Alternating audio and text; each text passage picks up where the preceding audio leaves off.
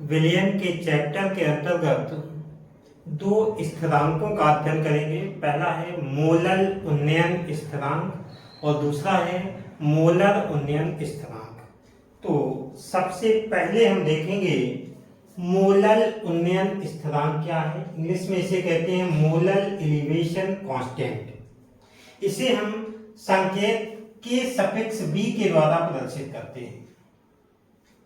अब होता क्या है, इसकी दो परिभाषाएं डेवलप होंगी। पहली परिभाषा में देखिए एक फार्मूला है delta T suffix B is equal to K suffix B into C suffix M. Delta T suffix B क्या है, क्वथनांक का उन्नयन। सी सफिक्स एम क्या है, विलयन की मोलरता या मोलर सांद्रता। तो हमारा फार्मूला कहता है delta T suffix B is equal to K suffix B into C suffix M. Suppose that हम सी सफिक्स एम यानी विलयन की मोलरता एक मान लें, तो जब एक मानेंगे विलयन की मोलरता तो डेल्टा टी सफिक्स बी बराबर हो जाएगा के सफिक्स बी। और इसी फार्मूले से परिभाषा पहली डेवलप होगी एक मोलर विलयन, यानी अगर हम एक मोलर विलयन ले लें तो क्वथनांक का उन्नयन मोलर उन्नयन स्थिरांक के बराबर होता है। ये तो पहली परिभाषा हो गई। दूसरी परिभाषा देखिए कैसे डेवलप होगी। फार्मूला है हमारा delta T suffix B is equal to 1000 K suffix B small w upon small m into capital W। ये है क्या, स्मॉल w है विलेय की मात्रा ग्राम में, कैपिटल W है विलायक की मात्रा ग्राम में, स्मॉल m क्या है विलेय का अनुभाग। इससे भी एक परिभाषा आएगी। मान लीजिए कैपिटल W जो विलायक की मात्रा है हम 1000 ग्राम ले लें, 1000 ग्राम या हम 1 किलोग्राम कह सकते हैं। तो विलायक की मात्रा 1000 ग्राम ले लें और small w upon small m यानी विलेय की मात्रा ग्राम में बटे विलेय का अनुभाग, ये कहलाएगा विलेय के मोल। और विलेय के मोल 1 ले लें। जब हम कैपिटल W की वैल्यू 1000 और small w upon small m की वैल्यू 1 इस फार्मूले में रखेंगे तो हो जाएगा delta T suffix B is equal to K suffix B. इससे देखिए कैसे डेफिनेशन आएगी। 1000 ग्राम विलायक, 1000 ग्राम कह दें या 1 किलोग्राम कह दें, 1000 ग्राम विलायक में जब 1 मोल विलेय घोला जाता है तो क्वथनांक का उन्नयन मोलर उन्नयन स्थिरांक के बराबर होता है। तो ये तो दूसरी परिभाषा हो गई इसकी। इसी तरह से एक मिलता जुलता यहाँ पर स्थिरांक है मोलर या ग्राम अणु या आणविक उन्नयन स्थिरांक। अभी आपने पढ़ा मोलर उन्नयन स्थिरांक, अब आप पढ़ेंगे मोलर या ग्राम अणु या आणविक उन्नयन स्थिरांक। इसको हम संकेत के सफिक्स बी डैश से प्रदर्शित करेंगे। जिस तरह से मोलर उन्नयन स्थिरांक की दो परिभाषाएं थी, ठीक उसी तरह से मोलर उन्नयन स्थिरांक की भी दो परिभाषाएं होंगी। इस फार्मूले में आते हैं delta T suffix B is equal to K B dash C suffix M upon 10। ये फार्मूला है। जब यहाँ पर के बी डैश को रखेंगे यानी ग्राम अणु या आणविक उन्नयन स्थिरांक रखेंगे तो यहाँ सी सफिक्स एम को 10 से डिवाइड करेंगे। अब मान लीजिए सी सफिक्स एम यानी विलयन की मोलरता ये 10 हो जाए तो यहाँ पर सी सफिक्स एम की जगह 10 रख देंगे तो डेल्टा टी सफिक्स बी बराबर क्या हो जाएगा, के बी डैश। तो देखिए इससे पहली परिभाषा आ गई।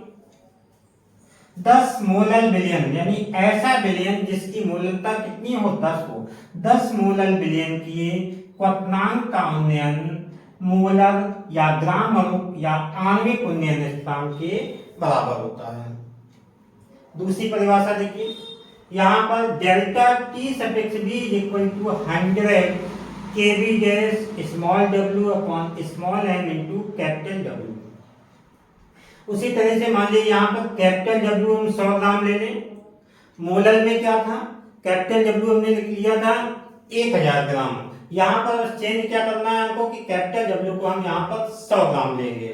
तो कैपिटल W अगर हमने 100 ग्राम लिया यानी विलायक की मात्रा 100 ग्राम ले रहे हैं, विलेय के मोलों की संख्या यानी small w upon small m 1 ले लें और इन दोनों वैल्यू को हम इस फार्मूले में रखेंगे तो डेल्टा टी सफिक्स बी बराबर हो जाएगा के बी डैश।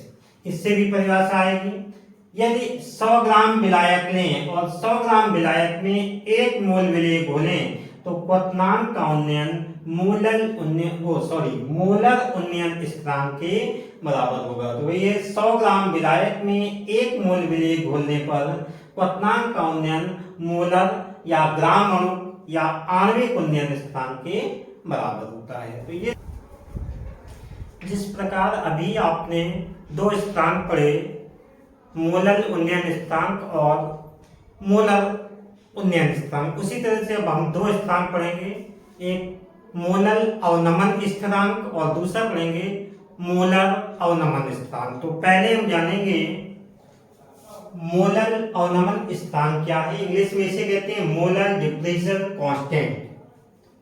इसको हम के सफिक्स एफ से संकेत के द्वारा प्रदर्शित कर सकते हैं। इसकी भी दो परिभाषाएं हो जाएगी। पहली परिभाषा में देखिए, हमारा फार्मूला कहता है delta T suffix F is equal to K suffix F into C suffix M, जहां डेल्टा टी सफिक्स एफ क्या है, हिमांक का अवनमन, सी सफिक्स एम क्या है, विलयन की मोलरता। और इस फार्मूले में मान लीजिए यदि सी सफिक्स एम यानी विलयन की मोलरता 1 हो जाए तो डेल्टा टी सफिक्स एफ बराबर हो जाएगा के सफिक्स एफ, यानी 1 मोलर विलयन ले लें, 1 मोलर विलयन में हिमांक का अवनमन मोलर अवनमन स्थिरांक के बराबर होता है। दूसरी परिभाषा देखिए, हमारा फार्मूला है delta T suffix F is equal to 1000 K suffix F into small W upon small M into capital W. Small W वही विलेय की मात्रा ग्राम में, कैपिटल डब्ल्यू विलायक की मात्रा ग्राम में, स्मॉल एम विलेय का अनुपात।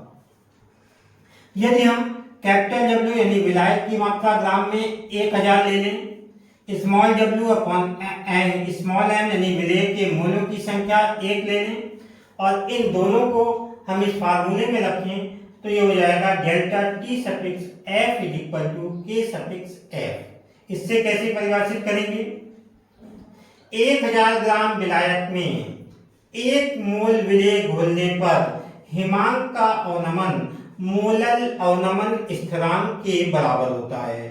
तो ये तो हो गया आपका मोलर अवनमन स्थिरांक। दूसरा है मोलर या ग्राम अणु या आणविक अवनमन स्थिरांक, molar gram molecular depression constant, संकेत है इसका के एफ डैश। इसके भी दो परिभाषाएं हो जाएंगी। पहली देखिए, delta T suffix F is equal to है K F dash into C suffix M upon 10। C suffix M विलयन की मोलरता, मान लीजिए हम 10 ले लें तो डेल्टा टी सफिक्स एफ बराबर हो जाएगा के एफ डैश, यानी 10 मोलर विलयन के हिमांक का अवनमन मोलर या ग्राम अणु या आणविक अवनमन स्थिरांक के बराबर होता है। दूसरी परिभाषा में देखें, सूत्र है हमारा delta T suffix F is equal to 100 K F dash small W upon small M into capital W. यहाँ पर 100 लेंगे, इसके पहले आपने तो अपना मोलर वाला उसमें 1000 लेंगे, दोनों में यही अंतर है। तो देखिए इससे कैसे परिभाषित करेंगे, मान लीजिए कैपिटल डब्ल्यू 100 ग्राम ले लें विलायक की मात्रा, विलेय के मोल 1 हो जाए तो डेल्टा टी सफिक्स एफ बराबर हो जाएगा के एफ डैश, यानी 100 ग्राम विलायक में 1 मोल विलेय घोलने पर हिमांक का अवनमन मोलर या ग्राम अणु या आणविक अवनमन स्थिरांक के बराबर होता